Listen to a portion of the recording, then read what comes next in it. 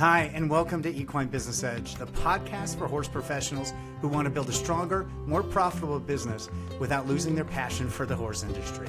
I'm your host, Jamie Birch, entrepreneur, horseman, and founder of equinerevshare.com. Each episode, we dive into real-world business strategies, marketing, system, mindset, leadership, growth ideas, specifically for trainers, instructors, clinicians, barn owners, and equine entrepreneurs. This podcast is proudly produced and sponsored by equinerevshare.com, a platform that helps horse professionals earn commissions from the products they already know, use, and recommend every day in one simple click. Now, let's jump into today's episode.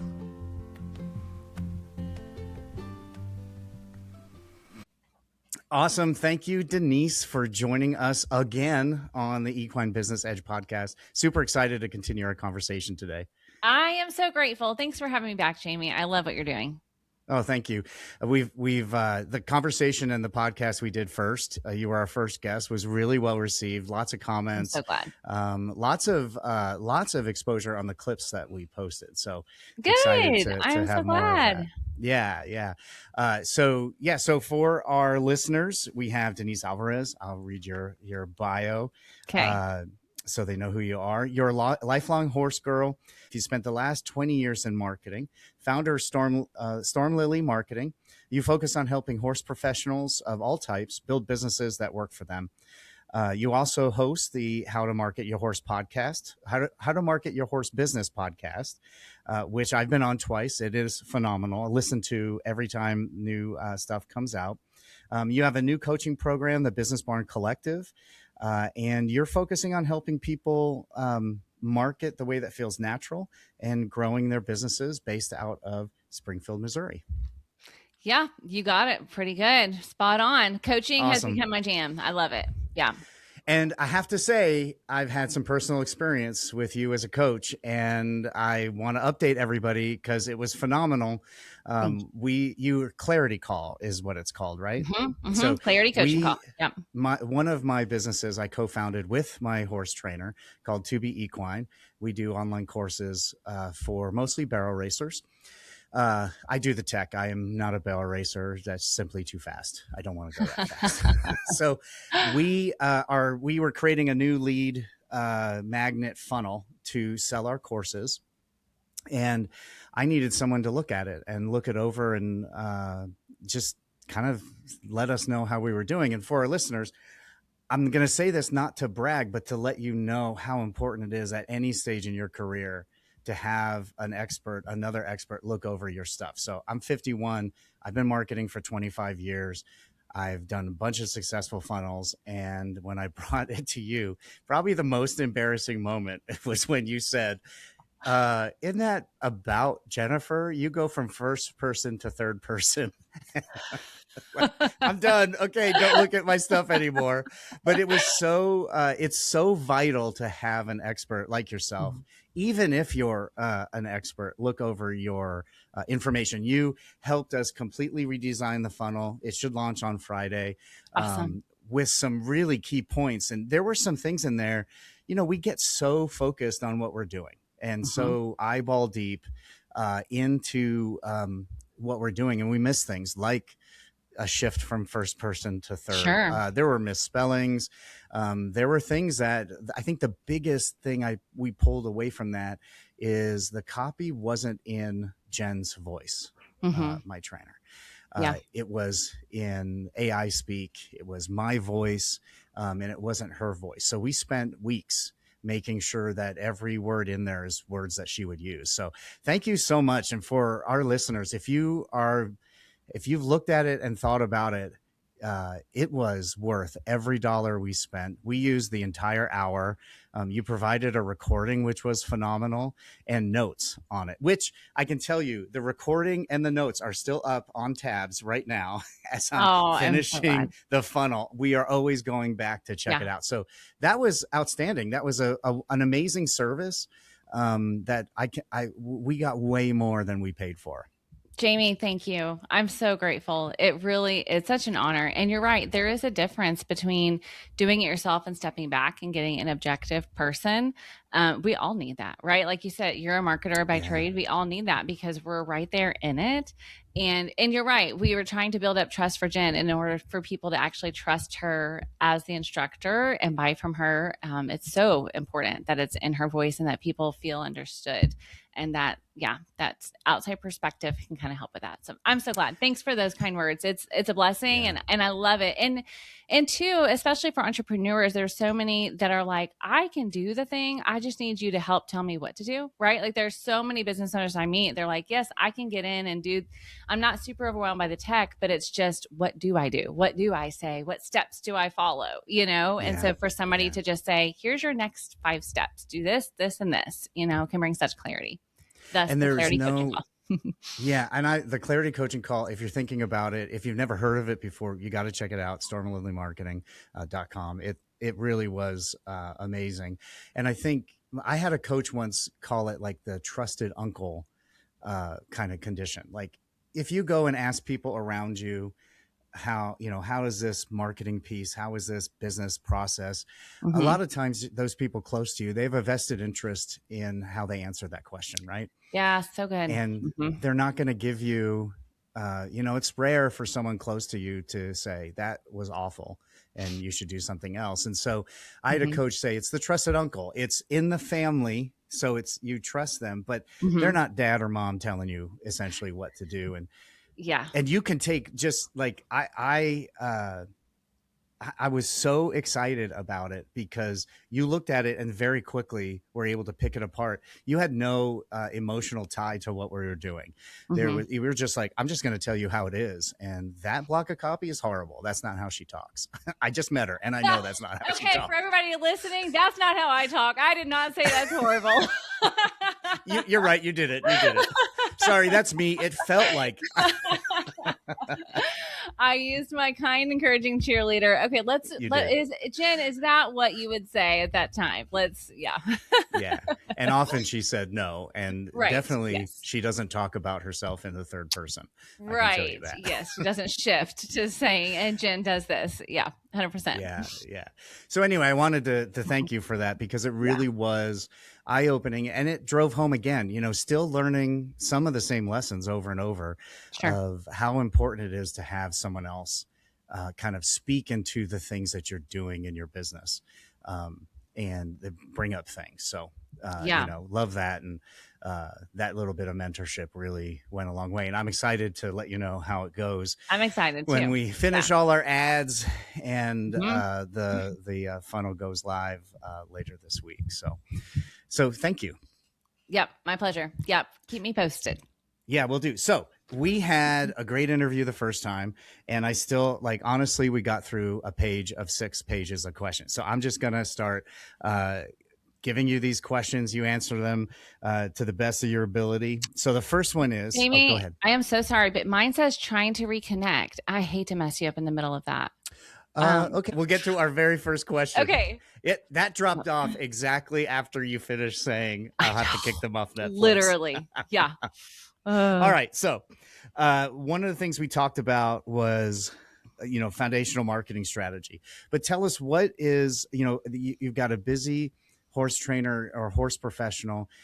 They're making money when they're moving their hands, they're in the saddle, they're taking photos, whatever. That's when they're making money and they don't have time. What are the foundational marketing strategies that they need to start thinking about if they're not doing anything? If they're not doing anything, that's such a good question. So I definitely do always start with what we talked about before, which is defining success. So once we've passed that, right, then it's like, and the reason that's so important is because what I have found is that people, when they start to look for what should I be doing now, then what happens is they look around without knowing what it matters to them. And so then they jump on TikTok or they jump on, Instagram or create a Facebook group, but they don't really know what that's moving towards. So even if you're going, okay, Denise, I'm only making money when I'm working with my hands. If that is your satisfactory goal and you are like, you know what, when that stops, it stops and I have other income that's providing for my retirement and whatnot, then you can make a strategy based on that. Right. But for most business owners, it's not that. They need to be building up, some residual revenue and have some options available. And so then I do still say start with your email list. So very first, get a free email marketing plan. MailerLite at the moment is my favorite free plan, but obviously they all change all the time. But at the moment, they offer the most for what you're going to get for free starting out. And for those listening who are like, but Denise, I can't do a newsletter every week. That's way too overwhelming. You can do a monthly check-in, just a monthly newsletter. So here's the value. Here's the why behind that. Number one, you're going to keep your warm people that have already bought from you connected to you. Okay. Number two, people who are not yet buying, they can stay connected to you for when they're ready to buy. And the stats for email marketing versus social media continue to show us that people do still check their emails. They do still get in there. And organically, if we just look at social media versus email, for those who are listening and going, but Denise, I think I need to create a Facebook page first. You can. There is not a quote unquote right or wrong, but you're asking my suggestion. It would be get the email list going first. It's super simple, easy to do, less than an hour, right? Then when you create that social media page, wherever you decide to go, you have a place to send them because you don't own that audience on social media. And while social media can help you with your reach, when you want to get in touch with those 500 Facebook followers, 1,000, 2,000 Facebook followers organically, meaning without money behind it, you're still sitting at around 3%, 2%, 3%, 4% reach. Meaning if you have just flat numbers, because on the fly, nobody likes to do math. If you have 100 followers, then you're going to get your content in front of 4 of them organically, right? Now, you got emails, good open email rate, 30 to 40%. So if you have 100 people on your email list, you're going to get 30 people seeing that content. So if you just look at the numbers, you can see that it is worth your while to do the email marketing piece as a foundational strategy. And then, yes, social media, depending on where your people are. If they're on LinkedIn, go to LinkedIn. If they're on Facebook, be on Facebook. If they're on Instagram, TikTok, whatever it is. Obviously, TikTok's its whole other subject because when it comes to selling on TikTok, there's a lot of discussion around that, if it's really just good for audience or conversions. But either way, know where your people are and build a brand there when it comes to the marketing piece. Now, I'm going to say that and say, I have a client that she and I talked, and she was like, I don't have the bandwidth to do an email newsletter. And she has built out such a demand for her services at this time that we agreed, like, it's not a good priority for her. LinkedIn is where most of her leads come from. She enjoys LinkedIn. So she is spending her time and energy when she has it on LinkedIn and on, serving her clients well, because she has built up already. So when we talked about foundation, right, just by way of what she's doing, she's already built up a brand. People trust her. So she has the foundation in place in terms of word of mouth and referrals and LinkedIn. She doesn't own that, but for what she wants, for the number of clients she wants per year, she's set, right? So that's where I'm like, there is not a blanket statement, you must do this one thing and everybody must do it. I used to say that 100%, but it is dependent on what your priorities are. But if your priorities are growing, if your priorities are to scale, then email becomes a non-negotiable, truly. So that brings up, and I would have answered that as well. But I love that you bring up the stats. I interviewed Coulter Ellis a few weeks ago. Young man, 24. Most of his audience are about, they're college rodeo athletes around that age. And at the end, after the podcast, we were just talking. He wanted to ask the old dog, some marketing ideas. And he asked me what I would do. And that is exactly, I was like, email list. And he's like, he was really polite about it. It was like, I haven't opened my email yet today, and I probably won't. And most of my people, they don't open. They like the younger crowd email. They're not tied to it like we are, and the generations in between. But to hear that data, that it's still like outperforming 10x, that's huge. So any kind of comment to that sort of generational shift of like, do you think that's legit, or will you think email, I love it that. doesn't matter? Yeah. I mean, if for I sure. felt he was personally telling me I was old, but sorry, Coulter, I know you weren't. Right. Oh, I feel that. You know, what I want to back up and say is important, because sometimes we make our decision based on what we think we would do versus the data. And Yeah, so I love that he that's said a that. good And point. then I would say, let's go look at the data by generation, right? And test things out. Um, Even if, so we do have text messaging marketing as an option nowadays. I Yeah, personally, so if we go based on personal, I hate text message marketing. I say no to every single one, because yeah, I don't need my text inbox looking like my email inbox, which is a little yeah. messy when it's on the personal side. Report and block every single I time. know, right? Yeah, Yes. hundreds of times a week, I think. Yes. So you do have options for those who want to be just on there. Also, you know, you have options. There are apps where you can build in your in-app notifications and you still own access. So I actually love the idea of, well, okay, let's explore knowing your audience. If you're saying they're tied to their phone all day and they just want to be on apps, is there a way that you can still own access to them on your own without social media? Because the reality is your profile gets discontinued for any reason and you lose access. And so if you're relying solely Yeah, on that, you are not thinking long term. And so my yeah, encouragement is to think long term. So 100%, there are probably other ways, if you're like looking at the data, you know, poll your audience. You know what I mean? Like get the data that you yeah. need about your people. How do they want to be communicated with? But also don't let that keep you from trying things that they may say, no, I don't do that. But then when you test it, you do find the results, which I've seen that to be the case. But there are Mm-hmm. options. You know, a lot of people use Patreon. And you know, you have Yep. Substack, you know, there are so again, okay, when we look at audience level, people say, well, I'm not checking my email, but Substack right now, at the moment this is going really well as a marketing medium. And that's long form content. So you have to be willing to Yep. dive in and do that. But from my understanding, as a quick search, you do still own your list with Substack. I believe you can export it unless that's changed. So there are ways if you want to explore that, but I would just say still don't rely 100% on social media, because when it's gone, it's gone. And you do not And it control what can the go algorithm right changes. now. Yeah, what they Yep. allow you to do, what they require you to pay to do, all of those things. You don't have control over that. Yeah, and I've been testing for Equine RevShare, LinkedIn, YouTube, TikTok, Insta, uh, and Facebook.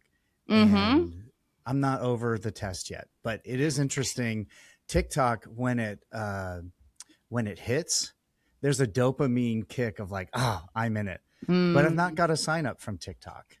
yeah. Instagram is much smaller, but I've got signups off of Instagram. Mm-hmm. Interesting. LinkedIn, not so much, but I get really great podcast guests Yeah, from I feel that. LinkedIn. So it's so far about 60 days into a pretty heavy marketing push on all those platforms. Some Mm-hmm. of these things are kind of coming to light for us, is some things are working for a certain thing, Yeah. and others are really good for maybe social validation, Yeah. but not so much for conversion. And that's important to test. So like, as far as testing, Mm-hmm. my first instinct is, let me go ask people that I would consider ideal Yeah. customers where they go. But self-reporting data is a real problem too, because like you Mm-hmm. said, you may think no one checks email, but if half the people check email, but the response rate is 50 times, you may get a smaller overall response, but higher conversion in the end. So Right. the data is going to tell you. Yeah. Yeah. Oh my gosh, I agree with that. The self-reporting thing. Because even like I love doing audience surveys to learn from people, but even then you have to pay attention to who you're learning from before you take that and run with it, right? Yeah. So, I did a survey last fall of my audience, and because I know a lot of them through the years, I've kind of like, oh, I've seen that person. Okay, that person has been in every free workshop, but she's never actually paid for anything. So when she says, I don't have time, help me with my time, I kind of less think that that's the issue, right? Then maybe maybe some mindset things, or maybe there's something else going on, So yeah, 100% making decisions based on data is so, so important. So if you're going to do that, I love what you're doing as an example, to actually test and get the real raw data versus asking the people in your circle. Because then the next question, right, is asking the people in your circle, well, when's the last time you purchased X, Y, and Z? Like, are you even somebody who would invest in that in the first place, right? Yeah. When's the last time you did invest in your business? Then you have a better understanding of if that's your best fit person. Yeah. And the other thing I wanted to, that you talked about is ownership. And I don't think anyone's had that conversation with me yet, but it is a big deal because we all know TikTokers who we follow, and then all of a sudden they were gone. And you didn't hear from them for 6 months. And then they come back and it's like, hey, they just banned me and took me down, and their income and their reach dropped 100% because they had nothing they could own. And so like, is there anything else that they should be thinking about other than like, that's just, you have to build something that you can control? And social media, LinkedIn, I probably would say is the best, safest. I've not heard of, I would agree with that. I have not heard of any weird things going on with LinkedIn, but that may be really hard if you're a horse trainer trying to find clients on you're LinkedIn, probably right? Not. Yeah. The piece we haven't, well, to be honest, maybe we did talk about that, Jamie, and it's been a hot minute, so you can say if we did, but we haven't talked really about the importance of a funnel of some kind, right? You talked about with you and Jen, right? We haven't, please. Yes. So, let's go over that. Because one of my questions was about a lead magnet, and that's kind of, it's leading into the same thing. So when you think about social media, just knowing where it is in your funnel, and funnel does not have to be complicated, but visually, if you think about a funnel, right, it's wider at the top and gets narrower as it goes down. So when you think about a funnel, when you're marketing, right, at the top, you're trying to attract as many people as possible that are close to what you're wanting to do. And then you're going to lead and guide them through the process of becoming your clients and customers.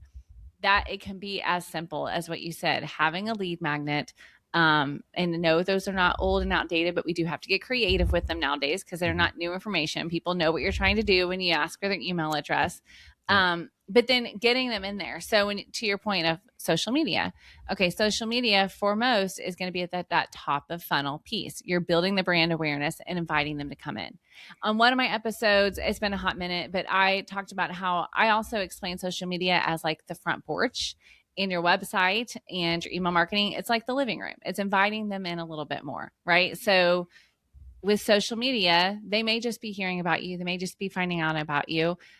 They may be following you for a while, but have you intentionally invited them to take that next step, to come into the next part of the relationship and their journey with you? And so that's how that's how I do social media. It's not the only way to do social media. It's just that important piece of knowing like you said, you don't own access. So if you view social media as your entire marketing strategy, then I do get a little bit concerned because again, when we think about that long-term sustainability piece, it just doesn't add up. Yeah. And that lead magnet is a resource. What we're using on To Be Equine is a free 15-minute training on, 3 reasons why you're probably hitting barrels in your barrel race. So it's a video. I've seen PDFs. I've seen like arena guides, and things like that. So, what's the kind of the gamut of possibilities for a lead mag? Because I know probably a lot of our listeners are like, okay, I don't even know what you're talking about anymore. I barely have a website. Or maybe they don't even have a website. Okay, I'm just double checking my URL before I give it to you, Jamie. And if it's okay, I actually have a resource that is, internet, love me. Come on. I have a resource that literally gives some of these ideas where you ask for the gamut. So I wanted to provide that, but if it doesn't pull up, I was like, I want to make sure I'm giving you the right URL because there are so many different options. Like you said, you could do a PDF, you could do an interactive PDF, you can do a challenge, like a 3-day email series or a 5-day email series. You can do, I've seen 14-day challenges. Those are a little lengthy, but they can work. A 5-day challenge. I've done those, like a 3-day workshop series. You can do a master class, a webinar, right? All of those things. The idea again is when you think about a lead magnet, your goal is attracting quality leads. And that's where I would insert the word quality that often gets left out. Because sometimes when we see lead magnets, people just think, well, I can just throw something together real quick and it just needs to be something free I give away. You could, but think about who you're trying to attract. Is that going to get you quality people that are actually likely to become your clients and customers? So I do encourage people, spend some time actually thinking about the title, the cover, the delivery process. It doesn't have to be complex, but it does need to attract your best fit people. And that was a question you actually asked me, and I was stumped about the quality. In our clarity call, you said I was giving you data on how our ads performed. And on impressions and views and clicks. And then you asked, and were they good leads? And I'm like, I don't have an answer to that question. Sure. So that quality is really, really important. And I know one of the things that I did, and we'll love to see what you think of this, is at my marketing agency, when we were working on our lead magnets, I went through to our staff and was like, what are the biggest questions your clients are getting you? And then I went to the sales team. What are the most common questions you have from prospects? And that dictated not the medium of the resource, but the education, the type. And then it was like, okay, what's the best way to deliver this? A PDF, a live webinar, a recorded webinar, a video thing, an email chain, automation, something like that. Yeah. And again, when we think about those that are listening, okay, sometimes when I start talking to people about this, they're like, yeah, but I signed up for these things and I never even opened them, or I signed up for this and I never even watched it. And that is true. As we've talked about data, we are not saying you're going to get 100% open rate on these things, right? I am not telling you that every single person that gets it is going to watch it. But if your messaging is clear and you are truly solving a problem with it, and you get the right person, the right person will watch it because they have that problem and you are solving that problem. So again, when you think about what to create, like your example with Jen, people are hitting barrels in their run. So Jen's going to help them solve that problem, right? So when we create that resource, you want to help them solve that problem. So that URL, Jamie, in case it's okay to share, is stormlily.com/freebie, FREEBIE. And it will give like a list of some things to consider and think about as you create that lead magnet. Awesome. We'll include that in the show notes as well. Okay, thank you. Yeah. Always good to see stuff like that. And we actually, to come up with that concept of what information to provide for free, I had Jen go and interview or think back on all those prospective clients. Why did they want help? And overwhelmingly, it was about hitting barrels. So that's kind of where we come up with. We'll see how that works. So one of the things you talked about in one of your podcasts were the 7 lead sources. This kind of ties into the funnel, getting people into that funnel. Can you expand on those 7 lead sources for us? Wow, you're putting me on the spot, aren't you? I'm like, I feel bad. I gave you like zero prep for this. Funny. This I was like, you know what? This is what's good about having multiple tabs open because I can very quickly find. I'm like, I know I could name out 7. Now, is it going to be the exact same 7? No, because there are so many, right? There are so many that we can come up with. But 100%. So, that is so funny. And feel free to put me on the spot next time I'm on your podcast. That's hilarious. So no, we can do it. I've got my list. I am ready. Okay. Number 1, and we talked about this a bit, is just going to be organic content. Okay. So organic meaning you're not putting money behind it. So that would be Instagram, Facebook, all those things we just mentioned. Podcast, what you're doing right now is organic content, Facebook groups, all those things. And oftentimes what you consider those is to be like the quick and easy free things. Now, those who have dove into social media specifically to market your business wouldn't always call it quick and easy. But oftentimes that's the mindset around it, right? It's like, I'm just going to create a Facebook page and just start putting stuff out there. And you don't know until you try and see what works. But that is absolutely an effective way to attract the right people to your business. The second one then I would say is search engine optimization. Now, I will be honest, I am not an expert at this. I can get you basically covered, right? I know how to analyze a few things, but I am not It's where I the started. expert, which is why I bring in experts, right? That's Yeah. But what I will say is, even for small businesses, like, I don't want you to minimize the value of SEO, because especially when you're thinking local, okay, you can get your website and even your Facebook page now to show up in those search results. So when people are looking horse trainer near me, riding lessons near me, learn to barrel race near me, if you do it well, then you can be the one that's showing up in those search results. The other one is advertising. So again, that's putting money behind it. So that's sometimes maybe a blend of your organic, right? If you have some organic content that's doing really well, then maybe you're going to put some money behind that on Meta or LinkedIn. But you've also got, like, I don't want to forget that there are places that we go beyond digital where you can market your business. So if you have publications in your area, if you have newspapers in your area, a lot of them will have the ag resources, those types of things. Consider ads inside of there. Consider sponsorships of local shows or of shows where your people are going to be. Now, I always want to remind people in this part, like, when you begin to advertise, please make sure that you've already done the work that Jamie and I have talked about in terms of knowing who your people are. So when they go to your website, they can clearly identify if you're a good fit for them, and that you've got clear calls to action on your website, all of those things up. Because once you start putting money behind your offers and money behind your brand, if it doesn't work, oftentimes I will hear people say, well, that doesn't, my ads didn't work. My ads were the problem. But when we go one layer deeper, maybe your ads were getting people to come, but then they went to your website and they had no idea what to do next. Or they went and found you on social media, and the content that you were posting didn't really match what they found in the ads. So advertising, it's, if you're going to evaluate if it's working, you can't just look at how did that one particular ad do. Does that make sense? Mm-hmm. Yeah. The next one I would say is guest podcasting or guest articles. And this one, again, is often overlooked, but this is, again, how you and I met. And it's been, I feel like so far, a great, co-relationship. Like, we've been able to benefit and help each other.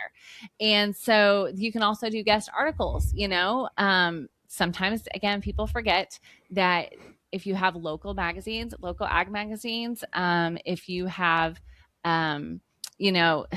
associations, a lot of times associations are looking for people that they can interview for their content. So consider looking for places that you can be a guest on a podcast, or where you can write an article. And that can be a great way to get more people in the door too.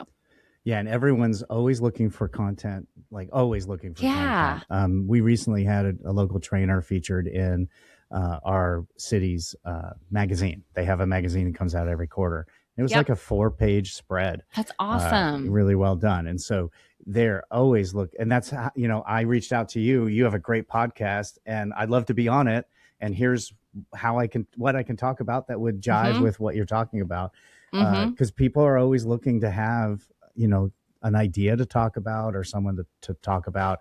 And then if you can write an article for a publication, they're always looking for that too.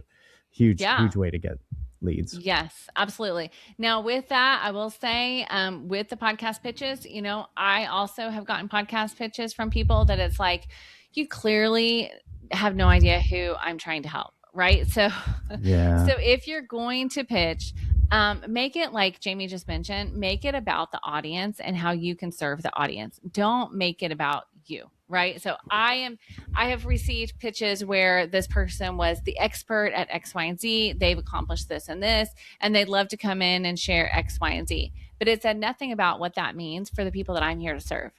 Yeah. So if I have to do the work to figure out how your pitch aligns with my audience, then I'm not going to do it. Because clearly, to me, that means our conversation is actually just going to end up being a sell and not an actual conversation. So that can be hard because when those who are listening, they're like, oh, okay, because I was about to do that, right? Like, naturally you think you've got to convince them why you are qualified, and you do need to show them why you're qualified, but please also include how it's going to serve their audience and letting them know that you're there to serve. That makes a huge difference. Yeah, I get the same podcast requests, and the ones that come on, they are, here's who I am, Mhm. here's why you should listen to the rest of this email, right? Yeah. This here are my bona fides. And then after that, it's like, you talk about X, Y, and Z. I do too. Here's my story about it. Maybe Hmm. I've been on this podcast talking, and I'd love to talk Right. about these stories because it adds this element.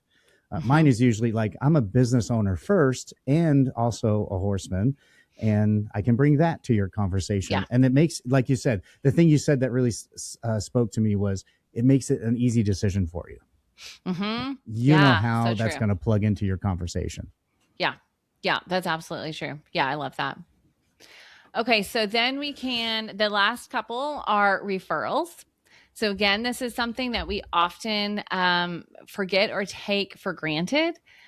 If you have clients that you love working with, that you like to duplicate, which I hope that you do, then build out some sort of referral program. It can be simple. Jamie is the expert on this, truly, when it comes to this piece. You can I've have done an it a few affiliate times. type program. Yeah, just a few times. You could definitely have an affiliate program. You could also just have some sort of incentive.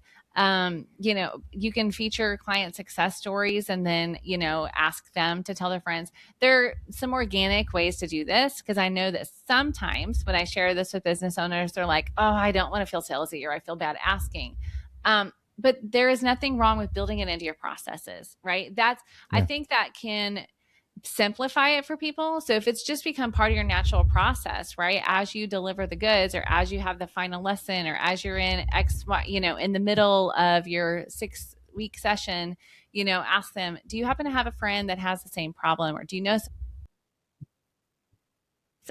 Okay, Starlink, here I come, apparently. Seriously. I'm You so know what? sorry. This is our fourth podcast together, and we've only had two issues outside of my scheduling problems. So it's not a Oh, thanks for problem. the grace. I'm like, the funny thing is, I'm looking at my notes. So to be honest with you, I did not know at what point I cut off because I'm Oh just no. sitting here going. So you'll have to tell me where I left off, and then I can just jump right back in. Oh man. I don't know. What did we just talk about? We asked about we were doing, I Okay. think, Did you hear me? How about this? Did you hear me say we talked about affiliates. We talked about guest yes. podcasting. Did Yeah, we we were talk? And talking we about talked about referrals. referrals. Did I finish Yeah. referrals and move into events? You finished referrals, but I didn't hear anything about events. Okay, beautiful. Okay, well that's not bad. Yeah. All Let's right. talk about it. Tell Okay. me about events, Denise. All right. So events is another great opportunity that many equine business owners forget about because they think that they have to be an event planner, right? Or they minimize the fact that if you have an open house at your barn, that's an event. That is a marketing opportunity. So Yeah. sometimes I will meet with people and they'll say, just say it on the fly. Like, oh yeah, I'm having this thing. And I'm like, wait, are you collecting email addresses? Are you inviting people to take the next step into working with you? Like events can be a really great way to build out those leads and attract people from the community that could be a good fit. You can do a showcase, you could do a showcase of your students.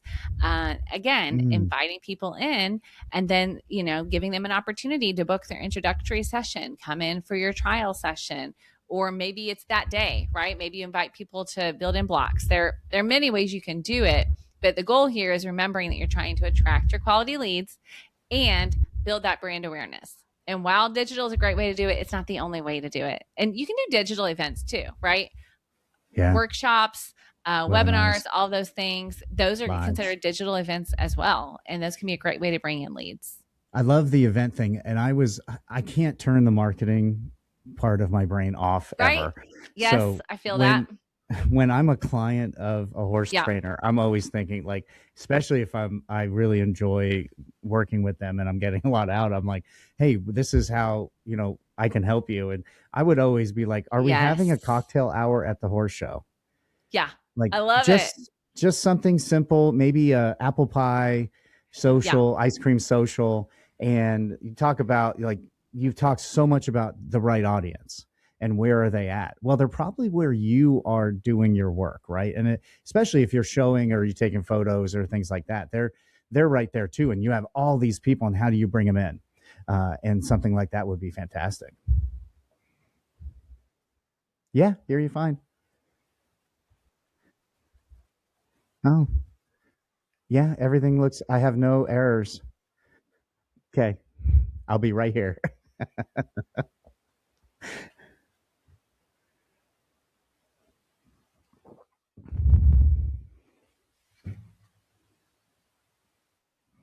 There we go. Awesome. Okay. All right. So yes, 100% cocktail hour, all of those things. Yes, I'm with you. When somebody says something and I'm like, I'm sorry, I can't hold this back. I have to give you this information because I think it's going to help you. So Yeah. same. Okay. And So it's the the last one. social proof Yeah. is a big deal, right? Like Yes. that. I know you mentioned it in our clarity call with you. Yes. And I immediately, as the digital marketer, I think of testimonials and things I can Hmm. post online, but Yes. social proof at an event where you bring, I was always telling them like, look, I love talking about you and I'm social. So like, just make sure I'm there and, I'll sell for you because I know Yeah. what you're doing. I know why. Yeah. And I love to meet and talk to people, but that social, like real life social proof is huge. And I've seen it for the trainer I'm at now, Jen, when we're at a show and they see her team succeed, Yeah.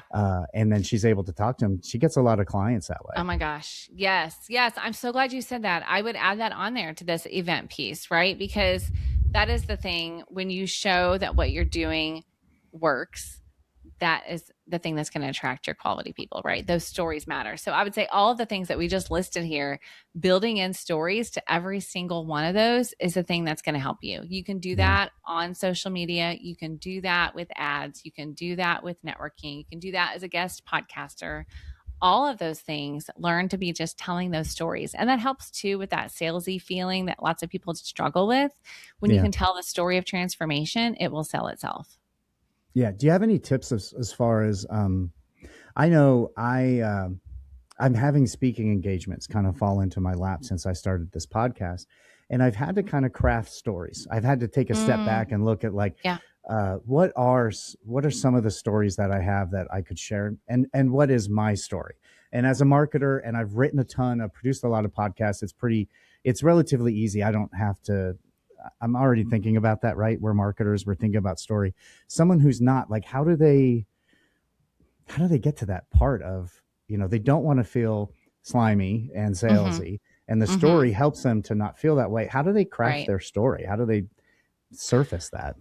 Oh, what a beautiful question. Craft their own story. That actually, and as a marketer, I struggle with that sometimes too, because just naturally, I don't talk about myself a ton. So even when I was on a podcast, and I was ready, like, let's just talk about marketing, right? Like, answer these kinds of questions all day. And she was like, actually, I just wanted to make it all about you and your story and what people can Yeah. learn. And I was like, okay, I don't want I to can do do that. that.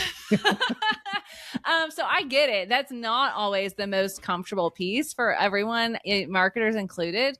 So I actually had somebody on my podcast that helped me with this piece, and she said her practical tip. Her name is Amy McCann, and her practical tip was to do it in the car when you're by yourself. Like, Oh, practice okay. talking and saying it out loud. Don't let the first time you tell your story be the person somebody asks you. So in even sometimes I will find that we can write it out and it sounds so formal. And then when we go to like try to read off of our notes, then it sounds a little Yeah. robotic versus Yep. human. And so that tip from Amy I found was so brilliant because it was just like, just practice saying it out loud. So even if you write it out and then you say it out loud in your, while you're reading it, and then you make your edits and then get to the point where you can hit your highlights naturally, and it sounds human. Because, again, to me, for me personally, it's not so much about that like I'm a marketer, but it's just talking about myself sometimes feels a little sticky. It's Yeah. so to that's I love that question, Jamie, because it's not always easy. We're like, say, sell and tell the stories, but sometimes it's hard because you are a piece of the part of that story. And so literally practicing it before you ever have to do it, I thought was so good. And then the Yeah. other piece, when you're trying to tell client stories, I've actually found with my clients that it kind of feels natural to them oftentimes to tell their client stories because they get excited about like the transformation, right? Like if you Yeah. can just focus on, hey, when Jamie first came to me, he had never X, Y, and Z.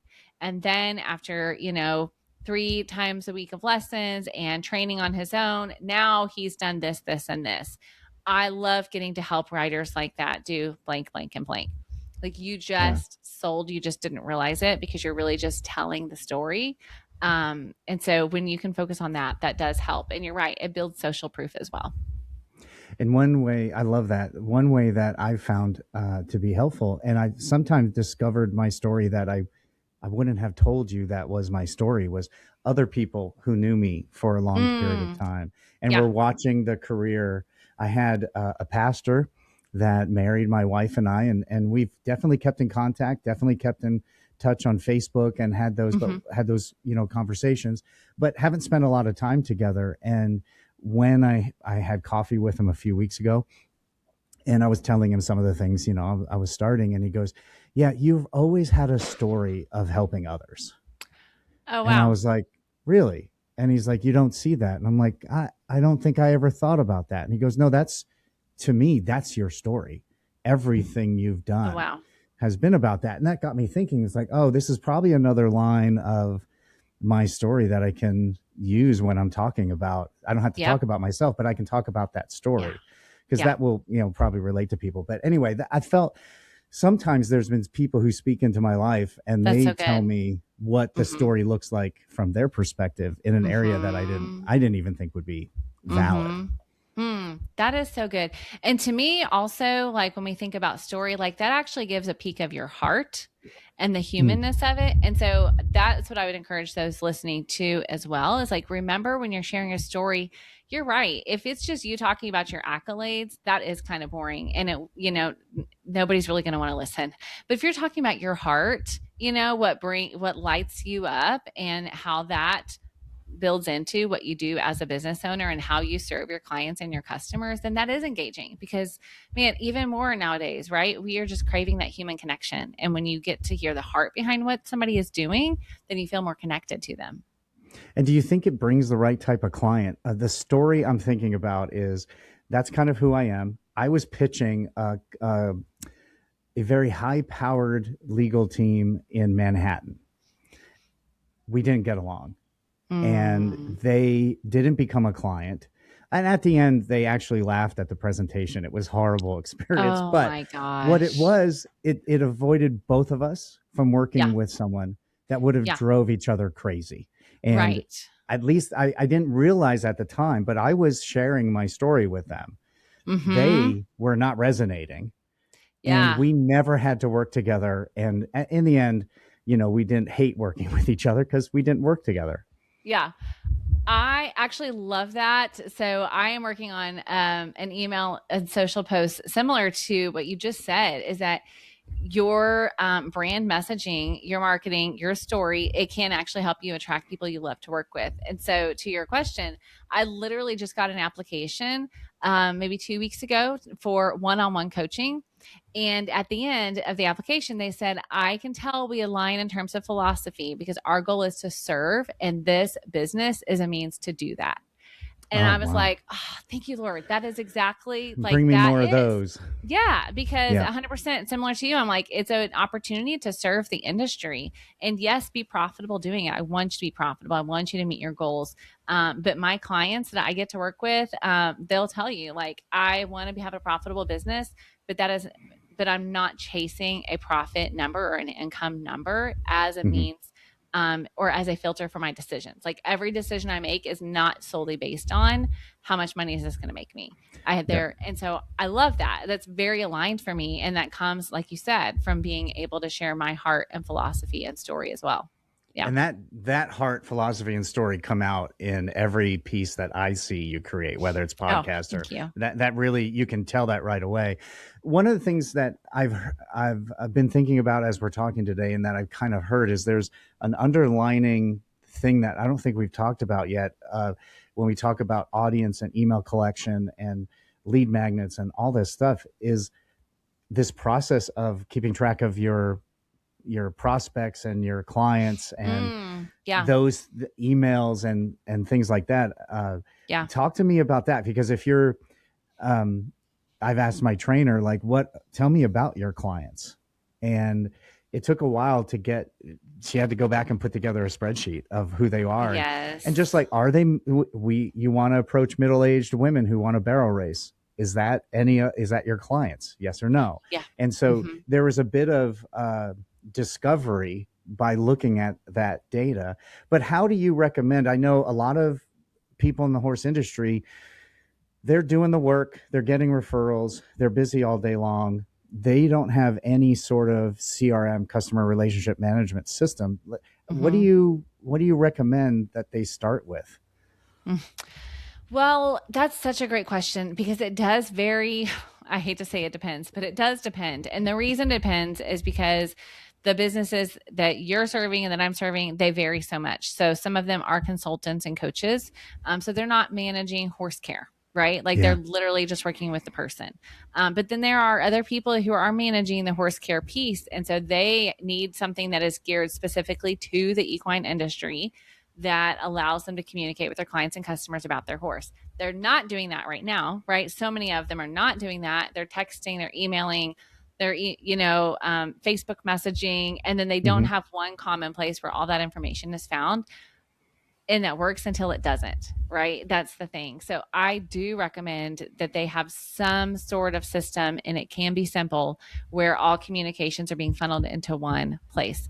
I don't have a favorite I don't have a favorite app that every person's using. I've talked to different clients who use different ones that work well for them.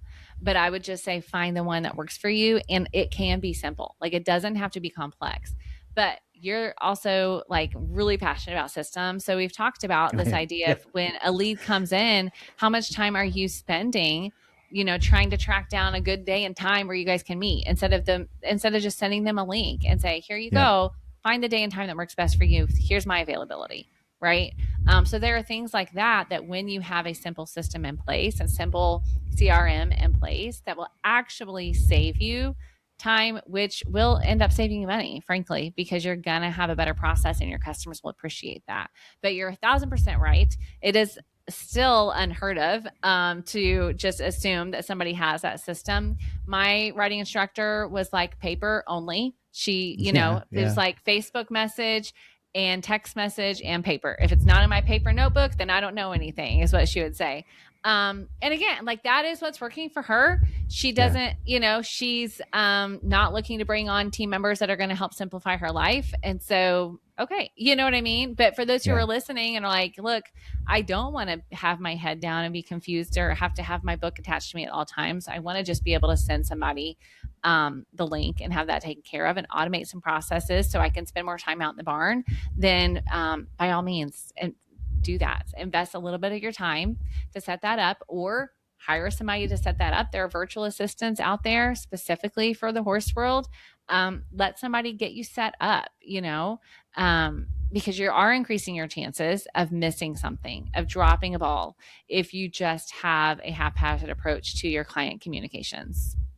Yeah. And I think I love the calendar systems. When they first came out, I was like, I'm just going to talk to you. Why are you sending me a link? But I love it because you can very quickly, there isn't back and forth.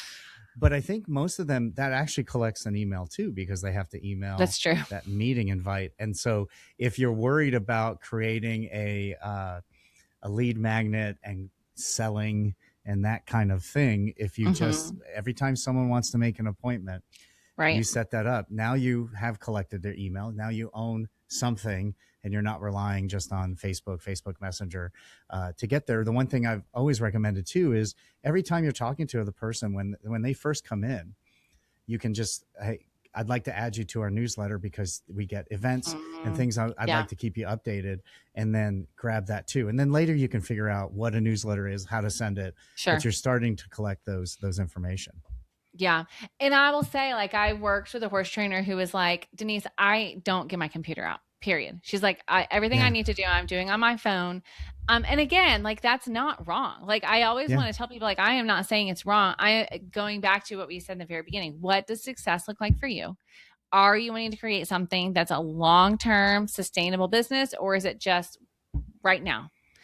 if you're wanting to go sustainable, like you do have to be willing to think a little bit differently about some things and willing to get the computer out every once in a while or get an assistant that will do it for you. But if you're saying, Denise, I only use my phone, okay, there are apps. There's so many great apps that you can use that will help you to simplify that process so that when you need to know client information or you need to share it really quick with a vet, you need to know when's the last time you sent a note about their horse to the owner, you have one place to go and look. It's just crucial. If you're going to run a business, treat it as a business. That's the reality. Yeah, and we have an interview coming up is with an individual who created software that does quite a bit of this for horses. Yeah. I had someone reach out, and when her system software is released, she's going to be on the podcast too. So there'll be a couple of those things definitely coming up.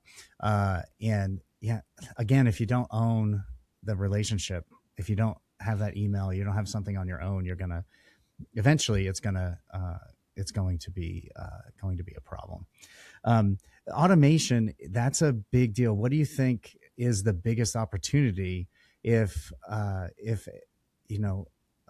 owner wants to start, they don't do any automation, everything's paper, but they're like, you know what, I'm missing. Actually, before we get there, I did want to say something. I was thinking about it when I was asking this question because I forgot what I was going to say, but I had a client tell me that I could charge more if he felt I was moving the ball down the field methodically. And one area, I think a huge opportunity, it's like an industry dysfunction, is that someone takes their horse to a horse trainer and they don't hear from him for several weeks. And then they go, oh crap, I got to sign the waiver and I got to get all this stuff done. There's no automation, no process at the beginning to make the person feel like, this guy, this woman has everything under control. My horse is going to be fine. I'm being well taken care of. And that's a huge competitive advantage. If you're going, I can only ride 10 horses a day or 16 or whatever that is. And if I want to grow, I have to add more horses. So now I'm thinking automation to make more time to ride new horses, but you can also think of pricing, and that automation and process can lead to making you very different from everyone else and able to charge $100 more, $500 more per person. So talk to me like about that, and then about automation in general. If they wanted to get started, where would you have them start? So honestly, when you're saying automation, as you're talking about that horse trainer, I'm thinking they actually just need an outlined intake process first, right? Like, what's the experience that you want your customer to have from beginning to end? And how are you going to make that unique and different? Again, it can be simple. But as you said, sometimes what happens is they don't hear from somebody for weeks. Well, that's ridiculous. Like at the end of the day, like they're paying you. I heard a horse trainer talking about, you know what? Sometimes just being in the barn, taking a picture of the horse and texting it to the owner, that like those little things, it doesn't even have to be complicated. Those little things can make a difference. Or a quick video. Hey, I wanted you to see the progress, right? Those aren't automation pieces, but those are intake pieces that can really make a huge difference for your clients and customers when they really actually feel like you understand them, because you understand they're invested in this horse and they're invested in you being the difference maker for their horse. And so those pieces aren't necessarily automation. They are more personal, but they're important. Now, the part you can automate with that though is automatic reminders, right? So when they come in the door, okay, I know that 48 hours after the horse arrives, I'm going to send this kind of update. Here's my template, right? 6 days later, I'm going to send this. Here's my template. So again, for some people who are listening, like everything has to be personal. Everything has to be unique. Yes. And you can come up with some systems and automations in that way where you get an automatic reminder. You have an email template and a doc or in the notes on your phone. And then you just customize that real quick and then you send it over. So you can still automate that process, even if you're personalizing it. Yeah. I love that. The other piece where you're talking about, I think of for many business owners, it is that lead entry piece that ends up taking a lot of time, where they feel like it's when somebody comes in the door, right? They have to be the one to email them and give them the pricing options. Then they have to be the one to send, or oftentimes it is Facebook Messenger. Here's the options that are available to you. What do you want to do? okay, let's get something on the books. What days, here are my days and times. Oh, well, I can't do this. Let's do this. Right. And then they finally book something. And then after that, okay, what's the process to actually confirm? Do you have an agreement or a contract that's a template that you can customize and send over easily? Like if you look, there are a lot of those pieces and parts that can be taken care of either automatically or at least have a template that you can work off of. That will save you time and money every time. The other part, I'm not even going to breathe there because I'm like, oh, I don't want to forget this part too, is once they're a customer, that the billing and invoicing, that is a huge piece that I know sucks a lot of time from a lot of horse business owners that doesn't have to. And it does require an investment of time to get it set up properly for your business. But when you do, it will make your life so much easier. I have one client who has, again, she was like, everything has to be custom for every person. And so once we looked at all of what she's doing, we decided actually she can make 3 products that we can create. So her invoice can have, all she has to do is choose, is it these 3 products? And then she can customize a little bit inside of there. But at least then she's not starting from scratch with everything she's doing, right? She's able to just create that invoice and maybe edit a couple little things versus starting from scratch every time. And those little things do add up and they do matter. Yeah, definitely. And I was told early on, we did our payroll and taxes all on our own, like wrote every check, took the taxes. It was awful. And someone, eventually a consultant came in and said, other people have solved this. Like, you don't have to deal with any of this. And we were like, what are you talking about? They're called payroll companies and they do everything. And you just send them one bit of money and they take care of it. And so we moved to that. And then the invoicing, one of the biggest things that changed our life, and we wouldn't go to automated billing because we didn't want to pay the credit card fees. But then and I'm sure every horse professional is going to be shaking their head with this. You had to chase down that money all the time. And that moves you from a trusted expert to, you feel like you're begging to get paid for that. True. And that makes you mad. And then you don't want to work with that person when you can't get paid. Setting everybody up on automated billing. There are systems that, like you said, take a little bit of time and then they just work. And you don't have, you can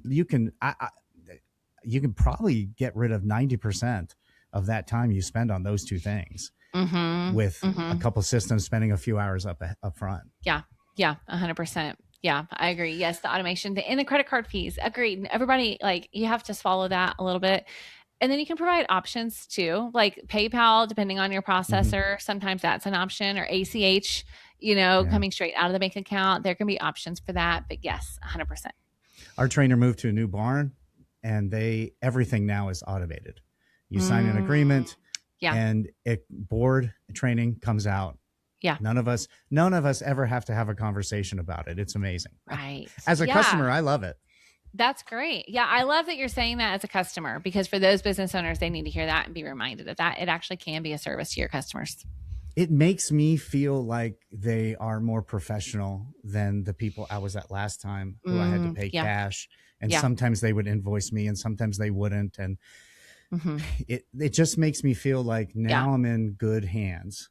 And when they increase prices, I'm like, I'm getting what I'm paying for. That's great. Denise, thank you so much. We're a little over time. Thank you for joining me again. Every conversation I have is fantastic. I learn a ton, and I really appreciate that. You have a clarity call. You have the Business Barn Collective. Tell us about if they want to work with you, and you should want to work with Denise. She's amazing. Tell us the ways that someone can work with you. Yes, you bet. So clarity coaching calls are book anytime. So literally just go to Stormlily, that's stormlily.com/clarity. And you can do exactly what Jamie did and just sign up and you select your own time. And then we show up, you send me your questions and we just dive in. I always tell people it's a little bit like I'm drinking from a fire hose because like Jamie said, I will just dive right in. Yeah. You get a recording and you get action steps. So, I mean, it's not overwhelming. The goal is you come in overwhelmed, but you walk out with that clarity and with You have an action steps. plan. It's Yeah, awesome. that's the goal. And then I do have the Business Barn Collective, but I actually currently, as the time of this recording, am shifting back to doing more one-on-one. I realize I really love and enjoy it. And I've always have, but I did do a group program for a little bit. But at this moment, it's still on wait list, but I'm doing more than one-on-one. So that is Take the Reins. And it is a 6-month program where we meet twice a month.